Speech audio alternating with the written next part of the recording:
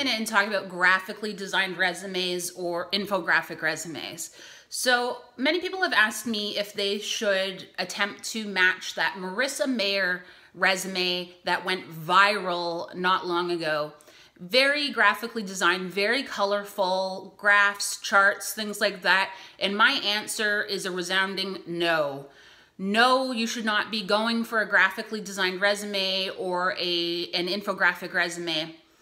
But there are two exceptions, and I'll go over those right now. The first exception is if you are a graphic designer. If you are a graphic designer, then I do think that your resume is a good place for you to exhibit your design skills.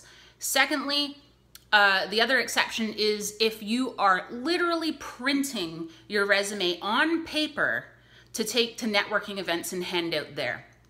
That's the only other option. So a hard copy networking version of your resume, that would be okay as a graphically designed resume.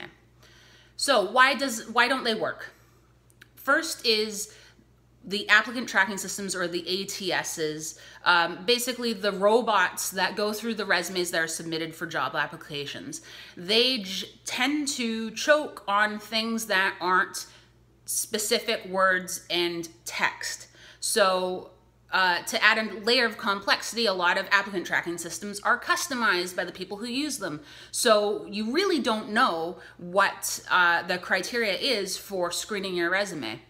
That means you need to err on the side of being conservative and ensure that you're using a text version resume. Secondly, when you use a overly designed resume, what you give the impression of is the baffle them with bullshit factor. So with a designed resume, it looks very pretty, but that gives a feel of distraction. You're giving hiring managers and recruiters the impression that there's something you want to hide, that you're not saying in words. You're just showing it in colorful images and graphics and things like that.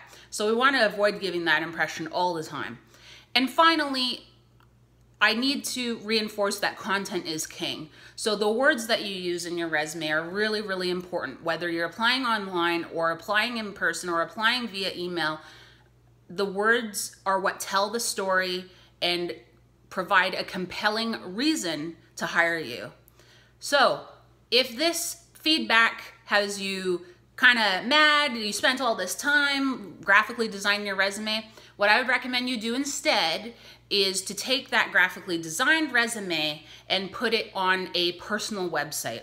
That is one spot where you can kind of break more rules and really play up the graphics and the imagery and the visuals to give that more creative feel. So a personal website. What other questions do you have? I'd love to hear them. Feel free to comment below or send me an email and I'll address what you're asking in future videos. Okay? Thanks.